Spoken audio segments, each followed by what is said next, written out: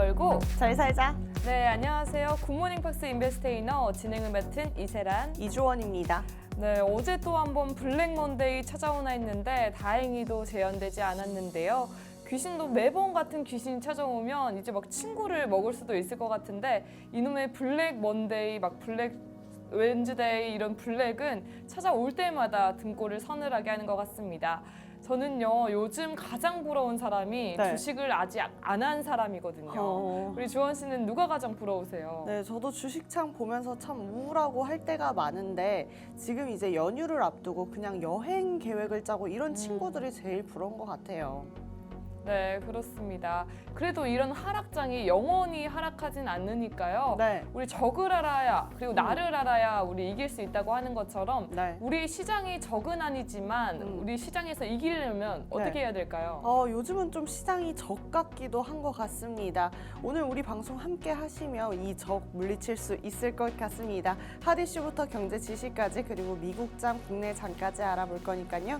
이 시간 끝까지 집중해 주셔도 좋겠습니다. 네, 그럼 굿모닝 팍스 인베스테이너 오늘도 문을 활짝 열어보겠습니다. 오늘의 시작도 역시나 고유주원의 국내 브리핑입니다. 네, 전장에서 코스피 같은 경우에는 고용보고서 발표 후에 연준 판단에 대한 의구심이 발생하기도 했는데요. 이는 위험자산 축소 흐름을 보여줬습니다.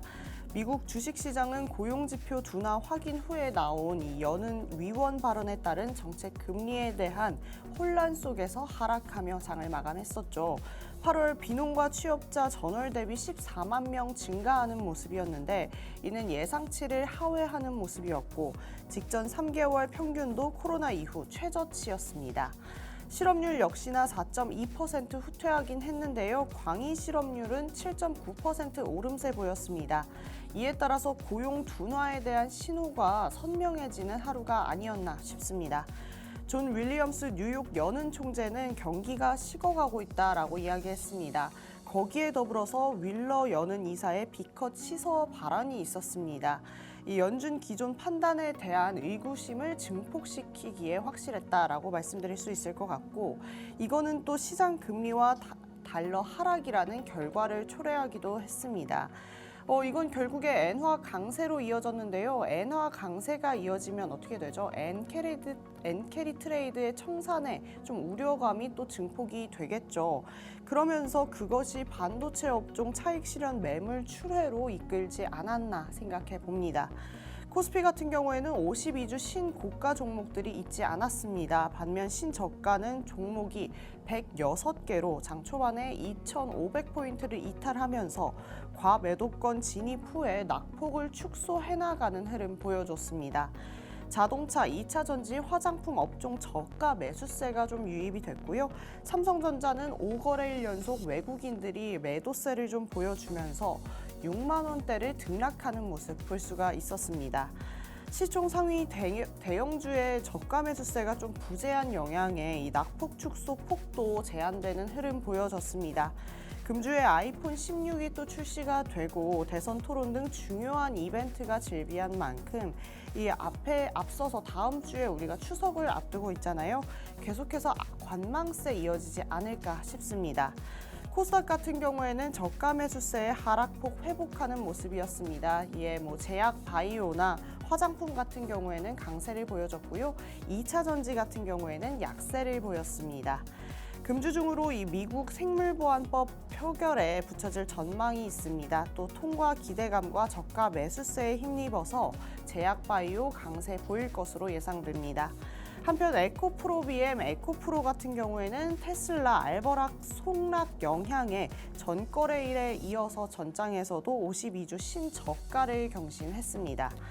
비만 치료제는 10월 위고비 관련 기대감에 좀 강세를 보여줬고요. 유리기판은 삼성전기가 유리기판을 공개하면서 강세를 보였습니다. 끝으로 원달러 환율은 예상치를 하회한 고용에도 이 윌러 발언의 비컷 기대 축소되면서 0.1원 상승했고 더불어 아시아 증시는 하락했습니다. 여기까지 국내 증시 좀 알아봤고요. 간밤에 미국 증시 우리 세란 씨가 전달해 주시죠. 네, 다음 주 FOMC 회의를 앞두고 지난주 큰 하락폭에 이어 열린 9일 뉴욕 증시는요, 3대 증시 모두 빨간불 키며 상승세로 장을 마감했습니다. 지난주 상황으로 봐선 블랙 먼데이 우려까지 나왔었는데요. 다행히도 금리 인하와 그에 따른 경기 연착륙 기대감 덕분에 상승 마감한 것으로 풀이됩니다. 특히 낙폭이 과대한 기술주들의 반발 매수세 유입됐고요. 금리 인하가 본격화하면 침체된 소비자 수요가 살아날 것이란 예상에 소매 관련주와 은행주 등도 지난주 손실폭을 다소 만회했습니다. 3대 지수 모두 빨간불 켜준 간밤 미국장 살펴보겠습니다. 지난주 2.9% 하락했던 다우존스 30 산업평균지수는 1.2% 상승한 4829.59로 장을 마감했습니다. 기술주 중심의 나스닥 지수 2년 만에 최악의 주를 기록했었는데요. 1.16% 상승하면서 16,884.60에 마감했습니다. 엔비디아가 이날 3.5% 상승을 보여주면서 기술 중심 지수를 끌어올리는 역할을 한 것으로 풀이됩니다. S&P 500 지수 또한 2023년 3월 이후 최악의 한 주를 기록했었는데요. 4일 연속 하락세 드디어 멈추며 이날 1.16% 상승한 5,471.05로 장을 마쳤습니다. 이날 시장의 반응은 데드캣 바운스다라는 분석이 나오고 있습니다. 오늘 약간의 단기 반등은 지난주 장세가 약간 과매도 상태였기 때문에 시장은 인플레이션이 어떻게 될지, 앞으로 경제가 어떻게 될지보다는 지금 현재가 어떤 상황인지에 더 집중하고 있다라는 풀인데요. 앞으로보다 현재에 집중했다는 투자자들이지만 미래를 예측할 만한 중요 지표들은 꼭 살펴봐야 될 것입니다. 투자자들은 오는 18일 연방준비제도의 금리 인하 결정에 정말 큰 역할을 할 수 있는 두 가지 주요 인플레이션 보고서를 기다리고 있습니다. 8월 소비자 물가 및 생산자 물가 보고서가 각각 11일, 12일 아침에 발표되는데요. 시장은 연준이 최소한 25베이시스 포인트 인하할 것은 확실하지만 빅컷을 할지 베이비컷을 할지 결정에 집중하고 있습니다. 또한 오늘 미국 대선 후보 첫 토론회가 열립니다. 해리스와 트럼프 중 어느 후보가 우세할지에 따라 강세를 보일 종목들 확인하시면 좋을 것 같고요. 또한 어제 빅 이슈가 있었죠. 미국 나스닥 증권거래소가 국내에서 글로벌 투자자들을 대상으로 세미나를 열었습니다. 나스닥은 이 자리에서 미래에셋 자산운용 타이걸 ETF와 함께 AI 반도체에 집중 투자하는 미국 AI 필라델피아 반도체 지수 ASOX를 국내에서 전 세계 최초로 공개했습니다. 이는 나스닥이 30년 만에 새로운 반도체 관련 지수를 발표한 것인데요. AI가 도래한 가운데 기존 필라델피아 반도체 지수인 SOX가 더는 반도체 산업 환경에 어울리지 않는다는 판단을 한 것으로 보입니다. 기존 미국 필라델피아 반도체 지수 편입 종목 중 AI와 연관성이 짙은 개별 기업의 비중이 높게 설정되어 있다는 것이 특징인데요. 최대 20종목이 포함되어 있으며 분야별로는 엔비디아와 AMD 등 설계 기업의 비중이 52.1%, ASML과 같은 장비 기업은 21.2%, TSMC와 같은 파운드리는 18.5%, ARM 등 반도체 설계 자동화 설계 자산 기업 비중이 8%를 차지하고 있습니다. 텍사스 인스트루먼트와 인텔 등 AI 경쟁에서 밀려난 기존 레거시 반도체 기업들은 제외됐습니다. 국내 투자자들이 최근 가장 주목했었던 AI 반도체 지수가 우리 국내에서 최초로 공개됐다는 것이 특별한 것도 같은데요. 오늘은 이렇게 블랙 먼데이를 잊고 우리 상승세 보여줬던 3대 지수와 주목해 보실 만한 중요 지표, 그리고 나스닥의 AI 반도체 지수 공개까지 소개해 드렸습니다. 이렇게 국내장, 미국장 살펴봤다면 이제는 우리 시장을 이끌어줄 핫 이슈 살펴봐야겠죠. 오늘의 이슈는 뭔가요? 네, 세란 씨, 지금 우리 시장을 진짜 이끌어주고 있는 두 종목이죠. 삼성전자, 하이닉스, 지금 어떻게 생각하세요? 지금 너무 약간 그래도 많이 빠져서 조금은 SK 하이닉스 정도는 네. 조금 매수를 해도 되지 않을까 싶습니다. 오, 네, 좋습니다. 미국에서 엔비디아를 비롯한 이 AI 반도체가 또 한 번 급락을 하면서 삼성전자와 SK하이닉스가 장 초반부터 약세를 어제도 보였습니다. 최근 미국의 경기 침체 우려가 제기되고 있고 이 지표가 공개되고 AI 수혜 기업들의 이익 수익률이 둔화된다라는 지적이 이어지면서 지난 6일 엔비디아는 4% 정도 하락을 했고 TSMC도 4% 하락했습니다. 브로드컴은 10.36%로 급락하는 모습 보여줬습니다. 이 밖에도 ASML, AMD도 각각 5.38%, 3.65% 뒷걸음질 쳤습니다. 블룸버그는 미국 경제의 건전성에 대한 이 불안감이 확산되고 있다라고 하면서 AI 거품에 대한 불안감이 주요 주식 시장에 부담을 주고 있다라고 전했습니다. 두 번째도 우리 세란 씨가 조금은 슬퍼할 만한 이야기인데요. 조금 예상이 가시나요? 슬퍼하는 건 역시나 2차 전지일까요? 네, 맞습니다. 전장에서 에코프로비엠과 에코프로가 2차 전지 업종의 불확실성이 부각이 좀 되면서 9일 장 초반 나란히 52주 신저가를 경신했습니다. 2차 전지 업종은 캐즘 우려에 이 중국 업체와의 경쟁 심화로 이 지난해 하반기 이후 주가가 하락세를 면치 못하고 있는 부분이 있는데요. 8월 중순 이후 반등세가 좀 나오고 있긴 한데 전기자동차 시장 회복을 낙관하기만은 어려운 그런 반등을 좀 지속하기는 어려운 의문이 들 수 있는 시장인 것 같습니다. 이에 증권가에서는 글로벌 전기자동차 수요 둔화가 지속되면서 2차 전지 기업들의 실적 개선 본격화의 시기가 좀 불확실성이 아직까지 잔존하고 있다라고 했고 그러면서 섹터 내 종목별 차별화를 통한 기업 선별이 필요하다라는 이야기를 전달했습니다. 그 다음은 조금 카카오에 대한 이야기를 해볼까 하는데 세란 씨 혹시 카카오 좀 거래를 해본 적 있으세요? 카카오도 한 20주 정도 있습니다. 지금도 있으세요? 네. 어떠세요? 저 아이도 끝을 모르고 하락하고 있었는데요. 네. 계속 악재가 겹쳐가지고 네. 이제쯤 호재 좀 나왔으면 좋겠는 심정입니다. 네, 맞습니다. 이 삶에 있어서는 참 카카오가 우리에게 많은 도움을 주고 있지만 정말 주식시장에서는 좀 악동이 아닌가 싶긴 합니다. 카카오는 최근 사법 리스크와 노사 갈등 등으로 여러 가지 리스크에 시달리고 있죠. 지난 7월에는 김범수 카카오 경영쇄신 위원장이 SM엔터테인먼트를 인수하는 과정에서 시세 조정 혐의로 구속하는 등 이 사법 리스크가 계속해서 부각되었습니다. 게다가 최근에는 노사 간의 단체 협약 교섭이 결렬되면서 이 잡음이 더욱더 커지고 있는 모습 볼 수가 있겠습니다. 어쨌든 마지막으로는 그래도 좀 좋은 이야기를 하고 넘어가고 싶습니다. 세란 씨, 요즘에는 컴플렉스가 있다 해도 다 이제 이 발전한 기술로 커버가 가능한데 네. 여전히 좀 커버가 안 되고 있을 때 지켜야 하는 부분이 있는데 혹시 뭔지 아시나요? 컴플렉스 요즘 키도 수술로 키우는 세상이라서 맞죠? 극복 못할 컴플렉스가 있을까요? 사실상 우리 세란 씨하고는 거리가 먼 얘기일 것 같아서 잘 모르시겠지만 이 탈모는 아직까지 좀 많은 분들이 해결하지 못하고 있는 부분이기도 합니다. 리보액산 간섭 기술 기반 이 신약 개발사 올릭스가 탈모 치료제가 중국 대형 학회에서 소개되면서 올릭스 주가가 강세를 지난 장에서 보였습니다.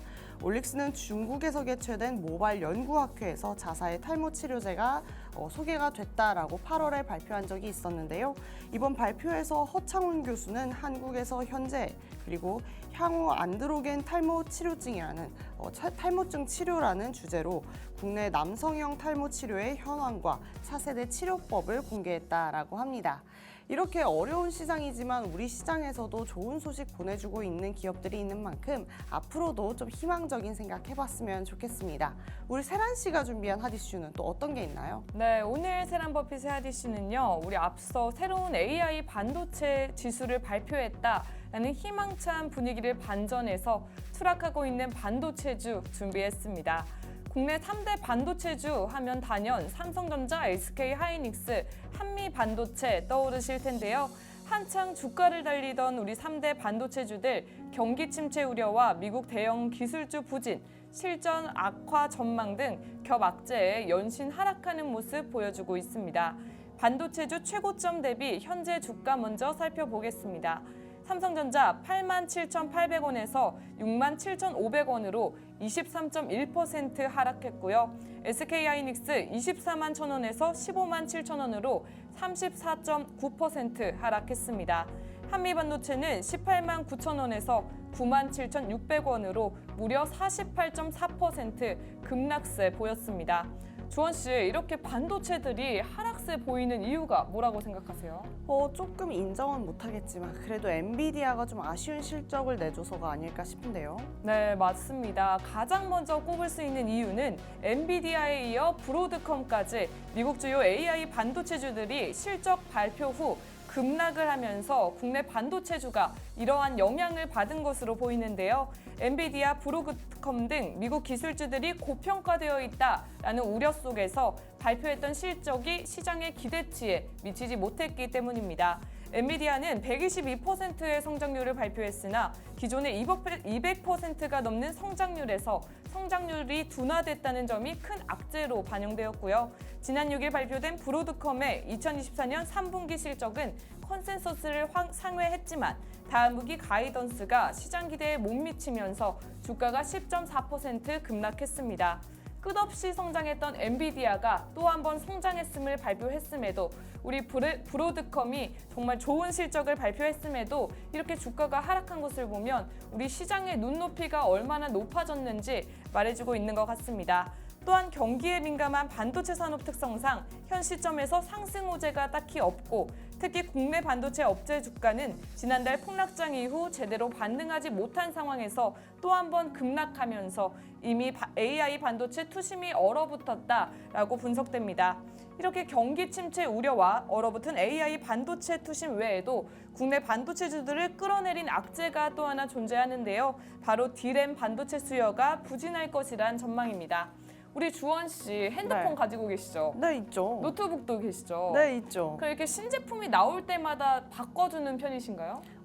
나올 때마다 바꾸지는 못하지만 그래도 꽤 자주 바꾸는 편인 것 같아요. 아, 정말요? 네. 예전에는 막 핸드폰에 갑자기 DMB가 나와서 TV가 나오기도 하고 네. 화면이 커지거나 아니면 카메라 성능이 바뀌는 것처럼 정말 약간 혁신적인 성능 하나씩은 추가가 됐었는데요. 네. 요즘 계속 그냥 업데이트하는 정도다 보니까 계속 교체 수요가 점점 줄어들고 있습니다.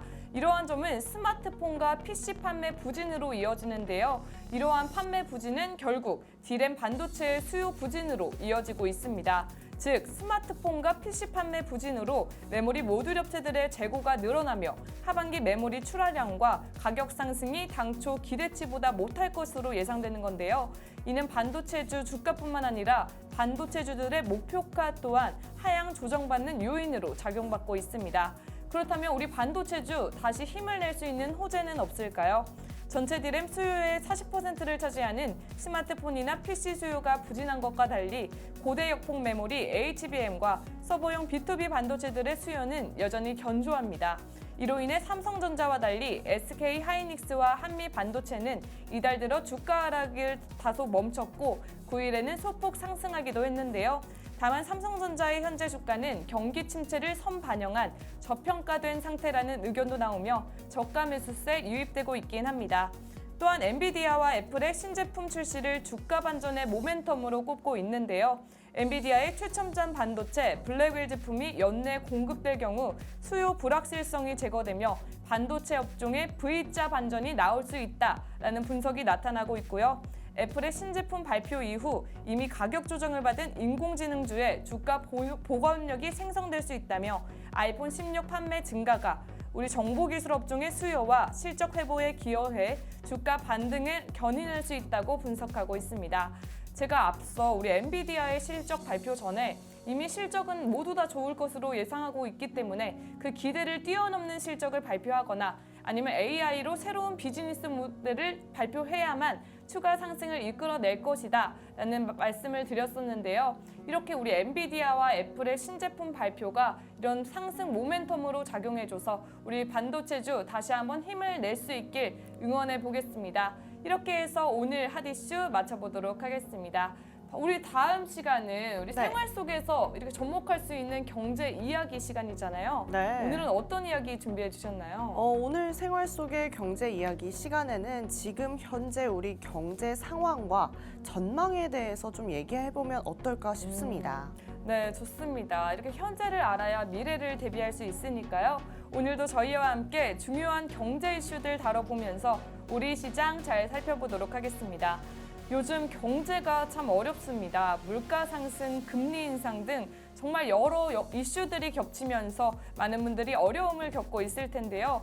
왜 이렇게 힘든 걸까요? 어떻게 보면 최근에 발표된 소비자 물가지수도 보고 하면 여전히 그래도 높은 상승세를 좀 연출하고 있고 인플레이션까지도 이어지면서 서민들에게는 이 생활이 좀 어려움이 좀 반복되고 있지 않은가 싶습니다. 세란 씨, 물가 상승이 언제쯤 좀 잡힐까요? 물가 상승, 사실 연말까지도 물가가 크게 안정될 것이다라는 전망은 보이지 않고 있습니다. 여러 전문가들이 내년 상반기까지는 인플레이션 압박이 지속될 것으로 보고 있기 때문인데요. 특히 원자재 가격이 여전히 높은 수준을 유지하고 있기 때문에 물가 상승 요인이 계속될 가능성이 클 것으로 보입니다. 그렇군요. 그러면 지금은 어쨌든 금리 인하에 대해서 많이 이야기를 하지만 여태까지 중앙은행이 금리 인상의 방법을 채택한 만큼 이 금리 인상에 대한 이야기를 해봐야겠습니다. 중앙은행이 인플레이션을 억제하기 위해서 금리를 지속적으로 인상하는 방법을 선택을 했었잖아요. 네. 이것이 결국에는 경제에 어떤 전반적인 영향을 미쳤어요?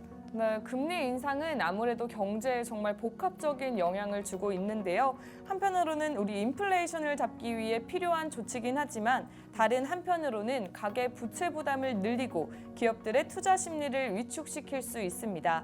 그래서 금리 인상이 어느 정도 이어질 것인가에 대한 전망이 중요할 텐데요. 그래서 차주에 발표될 미국 연준의 금리 인상 폭이 매우 중요한 지표다라고 볼 수 있습니다. 그러면 이렇게 금리가 높아졌을 때 가계나 기업들은 좀 어떻게 대비를 해볼 수 있을까요? 네, 우선 가계의 경우 부채를 줄이기 위해 예산을 재조정하거나 불필요한 지출을 줄이는 것이 필요합니다. 특히 변동금리로 대출을 받으신 분들은 금리 변동에 대한 리스크를 잘 관리하셔야 될 거고요. 우리 기업의 경우 현재 상황에서 너무 공격적인 확장은 위험할 수 있습니다. 오히려 비용 절감과 리스크 관리에 집중하는 것이 중요할 것으로 보입니다. 네, 그러면 이런 상황에서 어쨌든 정부의 경기 부양책이 꽤 중요할 것 같아요.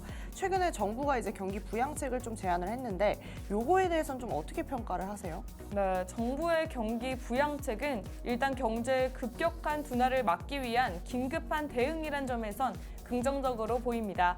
다만 단기적인 부양책이 아닌 중장기적인 경제 성장을 위한 구조적인 개혁이 필요하다는 목소리는 끊임없이 나오고 있는데요. 예를 들어 고용 창출을 위한 기업 환경 개선이나 디지털 전환에 대한 적극적인 투자 등이 필요할 것입니다. 네, 이렇게 오늘 세란 씨 이야기를 들어보고 하니까 경제 이슈를 아는 게 참 이 경제 시장에서 굉장히 중요하겠다라는 생각이 듭니다. 이 경제 상황 지금 굉장히 어렵긴 하지만 시청자분들께서도 이렇게 생각을 많이 열어두시고 넓은 시각으로 현명하게 대응해 보시기 바랍니다. 네, 맞습니다. 우리 앞으로도 계속해서 우리 경제 상황을 주시하면서 중요한 정보들 제공해 드릴 텐데요.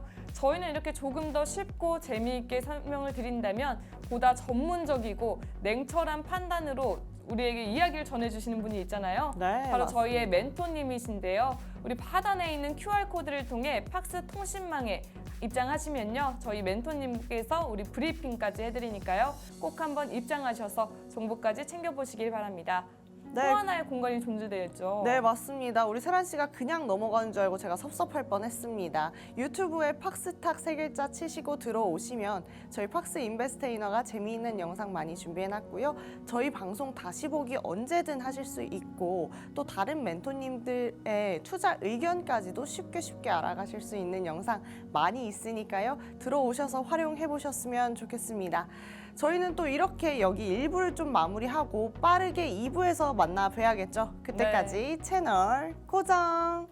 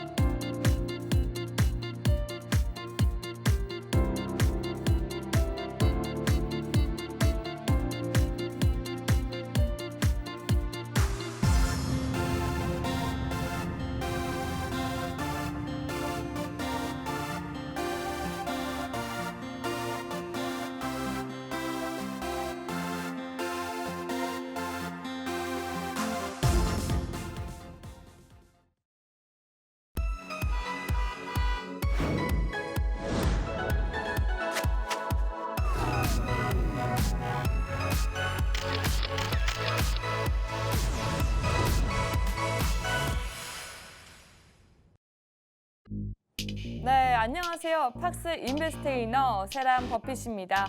오늘도 이렇게 세란 버핏의 돋보기 퀴즈로 찾아왔는데요. 정말 따끈따끈한 하디스를 쉽고 재미있게 딱 정리해서 전달드리는 돋보기 퀴즈 시간입니다. 제가 우리 9월 다시 찾아온 하락장에 정말 마음이 쓰리신 분들 많을 텐데요. 특히 이렇게 아래 공포에 외국인 투자자들의 매도세가 거센 요즘 외국인 투자자들이 가장 많이 팔고 있는 종목은 단연 반도체주입니다. 9만 전자, 10만 전자를 향해 가던 우리 삼성전자 다시 한번 6만 전자로 돌아왔고요. 20만 닉스였던 SK하이닉스도 15만 닉스까지 끌어내렸습니다. 이렇게 국민주로 꼽히는 삼성전자, SK하이닉스의 등락을 결정하는 종목이 있다 하면 여러분은 어떤 종목이 떠오르세요?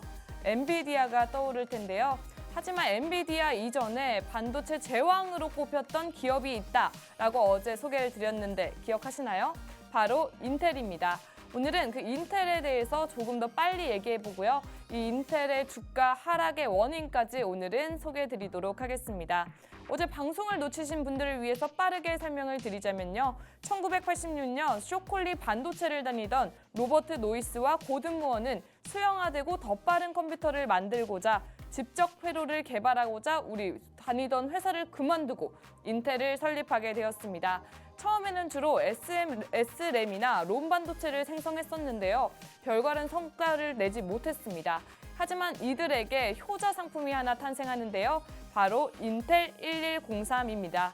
인텔 1103, 세계에서 가장 잘 팔리는 반도체가 되면서 우리 인텔 바로 다음 년인 1971년 공식적으로 첫 흑자를 기록했습니다. 이후 인텔 4004로 마이크로 프로세서 사업에 진출했고요.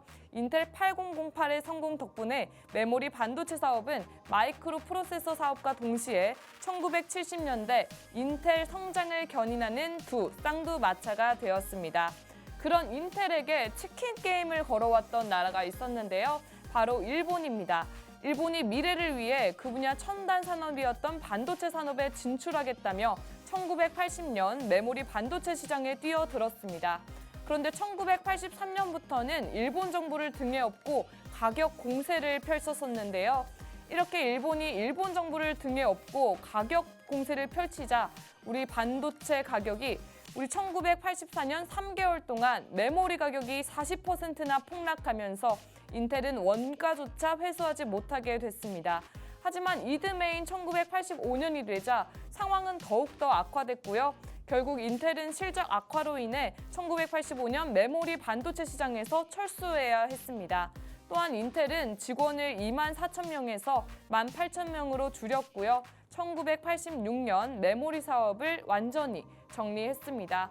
정말 이렇게 애정을 갖고 메모리를 만들어 놨더니 일본의 치킨 게임에 갑자기 철수를 하게 된 인텔 가만히 물러설 수가 없겠죠. 우리 잘 나가던 인텔의 반도체 정말 가만히 두고 볼 수 없기 때문에 우리 당시 인텔의 로버트 노이스는 미국 반도체 산업협회의 회장이기도 했습니다. 레이건 행정부 시절에 무역 대표부에 일본 기업들을 반덤핑 혐의로 제소를 했고요. 이에 대한 상계 관세 부과 및 1986년 미일 반도체 협정을 이루어내도록 도움을 줬습니다. 이렇게 된 미일 반도체 협정 때문에 일본은 반도체 사업에 큰 타격을 입게 되었는데요. 하지만 이 일본의 타격 덕분일까요? 우리나라는 그 빈틈을 깨고 우리 한국 반도체 사업이 공략을 했습니다. 이렇게 메모리 반도체 제조 회사의 전통을 가진 기업이자 미국 데스크톱용 CPU를 중점적으로 설계하는 종합 반도체 회사로 거듭난 인텔. 1990년대부터 현재까지 수십 년간 우리 매출 기준 반도체 업계의 선두를 차지하고 있는데요. 그렇기 덕분에 우리 인텔은 더 칩 자이언트, 반도체 거인이라는 별명을 갖게 됐습니다. 인텔은 그럼 시스템 반도체만 있는 회사일까요? 아닙니다. 세계 최초로 NOR 플래시 메모리의 양산형 모델을 만들기도 했습니다. 그러다 1999년 정말 큰 일이 일어났는데요. 바로 닷컴 버블 시대입니다. 인텔은 마이크로소프트와 함께 다우존스 산업평균 지수에 가입한 최초의 두 기술 회사 중 하나로 거듭나게 됩니다. 이렇게 반도체 거인이자 최초로 다우존스 지수에까지 가입하게 된 기술 회사였는데요. 하지만 우리 인텔 현재는 어떤 모습일까요? 인텔은 창사 이래 최대 위기에 직면한 것으로 보이고 있습니다. 인텔 주가는 보시다시피 60% 가까이 떨어지면서 올해 다우존스 편입 종목 중 가장 부진한 성적을 거뒀는데요. 이에 다우존스 지수에서 제외될 가능성까지 제기되고 있습니다. 우리 인텔 갑자기 왜 이렇게 된 걸까요? 인텔이 몰락을 맞게 된 배경으로는 지나친 비용 절감과 관료주의적 기업 문화가 꼽히고 있습니다. 우리 엔지니어링보단 재무에만 신경을 쓰면서 기술 경쟁력이 뒤처졌다라고 보이는데요. 혹시 주원 씨, 네. 무어의 법칙이라고 아시나요? 무어의 법칙 경제 얘기할 때 좀 몇 번 들어본 것 같은데 좀 설명하기는 어려운 것 같아요. 맞습니다. 이 무어의 법칙은 반도체랑 관련됐다 보시면 되는데요. 네. 이렇게 2년마다 2배 성장한다. 반도체 기업이 2배 성장한다 하는 이 무어의 법칙이 인텔에서 나온 용어입니다. 이 정말 그럴 만큼 이 법칙이 나온 이유가 뭐겠어요? 인텔의 반도체가 잘 2년마다 성장했다. 2배를 성장했기 때문에 이러한 법칙이 나왔을 텐데요. 하지만 제가 앞서 기술보다는 재무에만 신경 쓰면서 네. 기술 경쟁력이 뒤처졌다라고 말씀드렸죠. 네. 우리 인텔, 1965년 인텔의 공동 설립자였던 고든 무어의 법칙을 발표했었는데요. 이렇게 2년마다 혁신적인 기술 성장을 이뤘었던 인텔이 2010년대부터 기술 인재를 대거 내보내기 시작했습니다. 비용 절감 차원에서는 좋았을 수 있겠지만 장기적으로는 인텔 기술 경쟁력에 큰 도구로 작용했는데요. PC 산업 성장률이 꺾인 2016년엔 1만 2천 명을 해고했고요. 인텔을 떠난 엔지니어들 어디로 갔을까요? 당연히 인텔의 경쟁사로 취직했습니다. 이렇게 인재가 없는 인텔, 무어의 법칙이 적용될 수 있었을까요? 지난 5일 로이터 통신은 인텔이 브로드컴 반도체 제조 테스트에서 실패했다라고 발표했습니다. 인텔의 1.8나노 공정으로는 반도체를 대량 생산하기 어렵다는 뜻인데요. 이렇게 기술 주도권보다 사업 효율화를 우선시한 경영 방침은 2020년까지도 계속되면서 결국 인재들을 경쟁사에게 계속해서 뺏기면서 기술 주도권을 상실하게 됐습니다. 또 하나의 원인으로 뽑히는 것은 관료주의입니다. 혹시 우리 주원 씨 정말 네. 어려운 문제인데 네. 이렇게 온화한 미소의 주인공 네. 누군지 아시겠나요? 처음 좀 많이 뵙던 분 같은데 처음 뵙는 것 같아요, 사실상. 근데 정말 착해 보이시죠? 네. 네, 이분은 3대 반도체 설계 업체 중 하나인 케이던스의 전 CEO신데요. 그건 몰랐을 것 같아요. 맞습니다.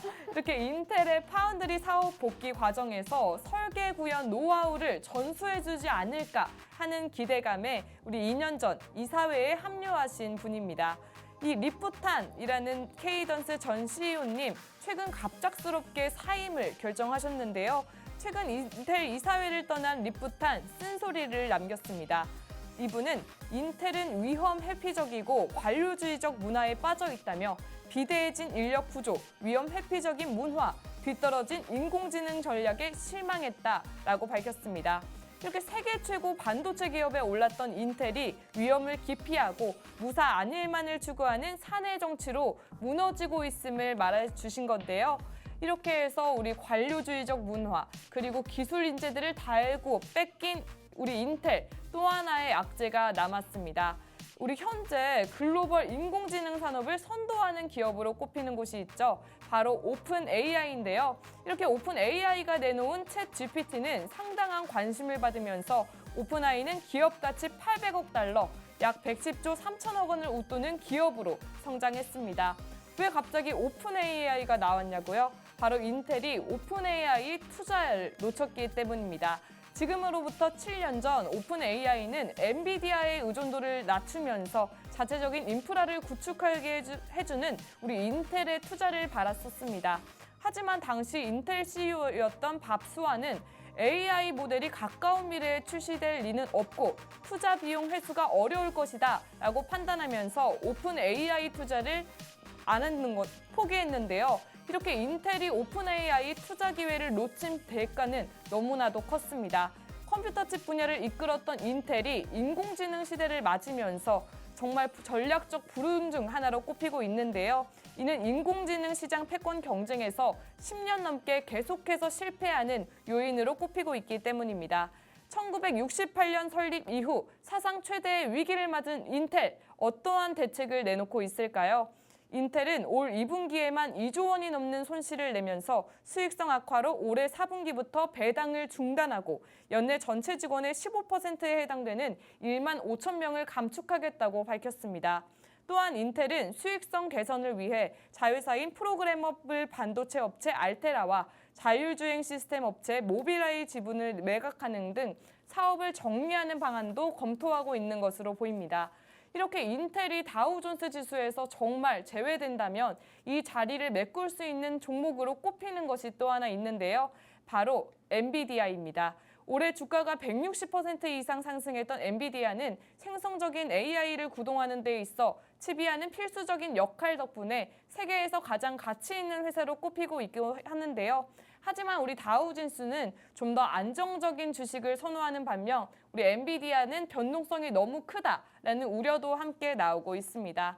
이렇게 우리 반도체 제국이자 최초 다우존스 가입한 기술회사였던 인텔, 컴퓨터에서 AI 시대로 변화함에 따라서 우리 인텔이 몰락함을 함께 살펴보고 있는데요. 정말 영원한 1등은 없다. 이렇게 빠르게 변하는 트렌드를 빠르게 파악하고 빠르게 적용하는 것이 얼마나 중요한지 다시 한번 체감하게 되는 것 같습니다. 이것으로 오늘 세란버핏의 돋보기 퀴즈는 마치도록 하겠습니다. 바로 이어서 우리 주원 씨의 퀴즈 시간이 또 이어지니까요. 그때까지 채널 고정!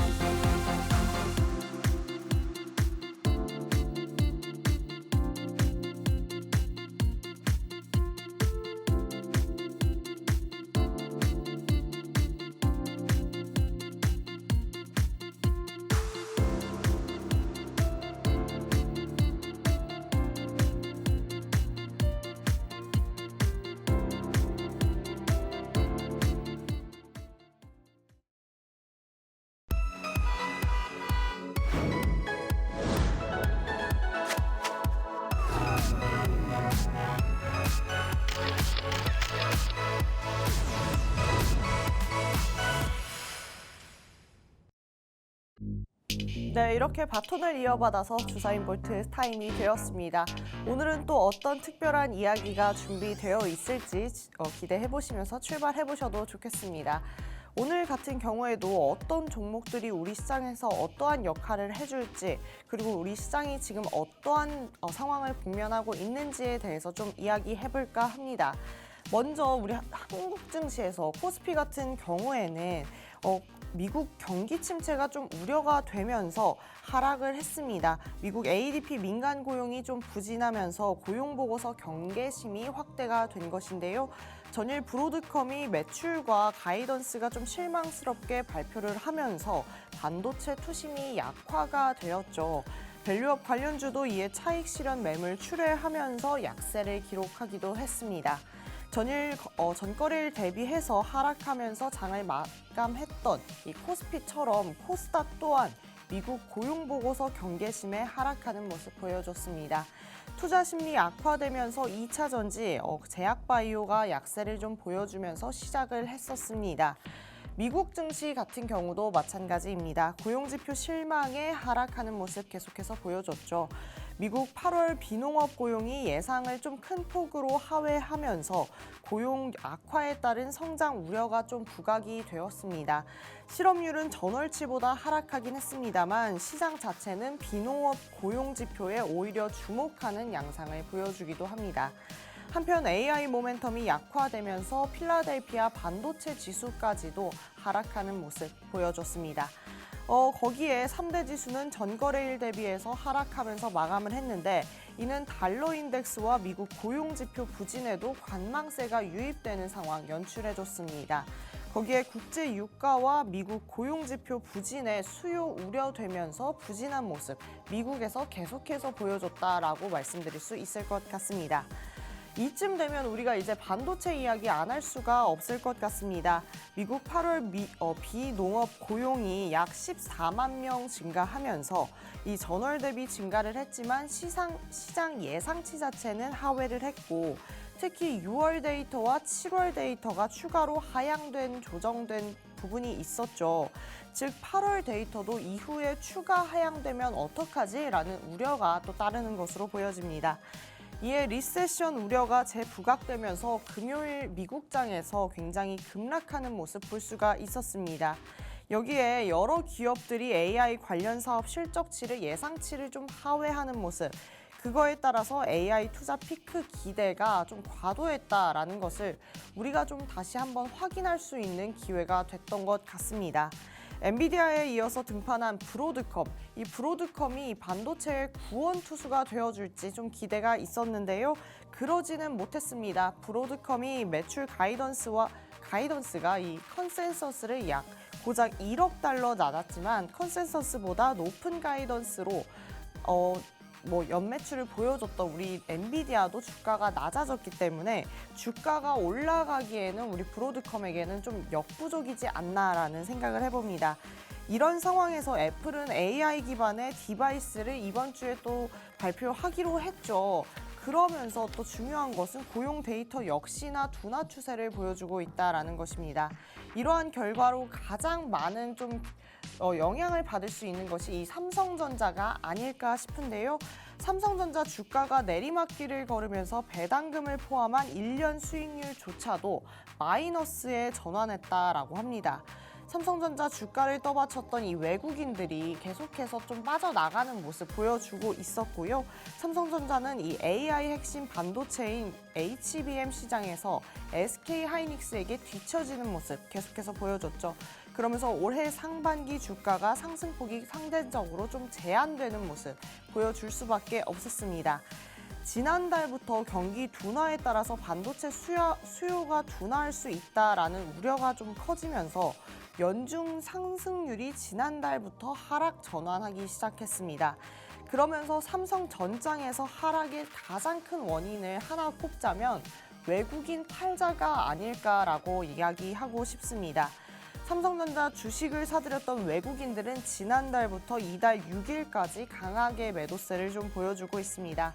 이런 외국인들의 마음을 돌리기는 좀 당분간 쉽지 않겠나 이런 생각이 듭니다. 이에 국내 증권사들도 목표 주가를 내리고 있습니다. 예를 들어서 DB금융투자는 지난 6일 삼성전자 목표 주가를 11만 원에서 10만 원으로 하향 조정했습니다. 어쨌든 다음은 좀 많은 분들을 마음을 아프게 할 법한 기업이기도 하고 많은 분들의 마음을 아프게 했던 업종이기도 합니다. 2차 전지 이야기해 보도록 하겠습니다. 전장에서 에코프로와 에코프로 BM이 우리 투자자들의 마음을 굉장히 아프게 했죠. 과연 이 2차 전지가 언제쯤 반등할 수 있을까라는 의문이 좀 들 때일 것 같은데요. 한 기업을 좀 소개를 하면서 설명해 보도록 하겠습니다.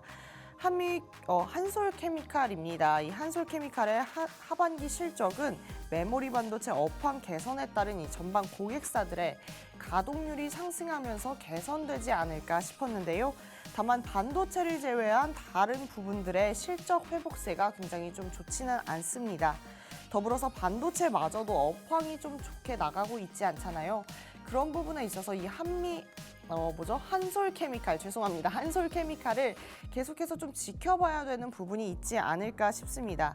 거기에 2차 전지 바인더와 연결 자회사인 이 테이펙스가 이 2차 전지 테이프는 북미, 유럽 전기차 수요 둔화로 인해서 국내 배터리 셀 업체들의 가동률 하락과 재고 조정 영향으로 실적이 부진하다라고 이야기를 또 하고 있습니다. 그렇기 때문에 저는 이 한미케미칼을 좀 과도 저평가 부분이라고 이야기를 좀 대변을 하고 싶은 부분이 있는데요. 현 주가 밸류에이션이 2024년 예상 실적 기준치로 중장기 가능성이 굉장히 큰 2차 전지에 대한 사업을 하고 있음에도 불구하고 국내 반도체 소재 부품 업종 평가의 평균 이외를 좀 하회하고 있는 부분이 있기도 합니다. 2차 전지 바인더 외에도 2025년부터 양산을 좀 목표로 주력 배터리 셀 업체와 실리콘 음극재 평가를 좀 진행 중이기도 한데요. 오는 11월에 예정인 이 미국 대선 이후의 정책 변화에 따라서 이 북미 전기차 시장 수요 전망치가 또 달라질 수 있다라는 가능성까지도 내포하고 있는 기업이다라고 말씀드리고 싶습니다.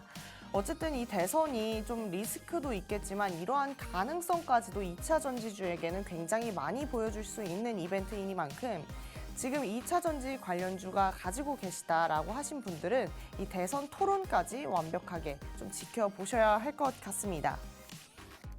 자, 이런 상황에서 그럼 우리는 도대체 어떤 걸 하면 좋을까요? 결국에 지금 이번 주에는 다음 주 추석을 좀 앞두고 있는 상황이기도 합니다. 뭐가 맞다라는 것은 없을 것 같습니다. 너무나 시장이 좀 중요하게 여길 수밖에 없는 일정이 즐비하고 있는데요. 그렇기 때문에 시사 이슈에 더 관심을 가져야 한다라는 이야기를 이 시점에는 더 강조할 수밖에 없을 것 같습니다. 여전히 시장은 작은 이슈에 좀 반응을 하고 있습니다. 어제 말씀드린 대로 또 호재보다는 악재에 크게 반응을 하고 있는데요. 호재 이슈보다 악재에 크게 반응을 한다라는 것은 리스크가 굉장히 크다라고 말씀드릴 수 있을 것 같습니다. 하지만 이런 시장에서 최소한 수익성을 많이 가져가지는 못하더라도 최소한의 리스크는 피하는 전략을 좀 취해 보셔야 할 것 같습니다. 대선 토론 이후가 아마 우리가 국면할 수 있는 가장 큰 변화를 좀 맞이할 것 같습니다. 해리스가 여전히 트럼프를 추격하고 있는 그런 그림을 보여주고 있기는 한데요.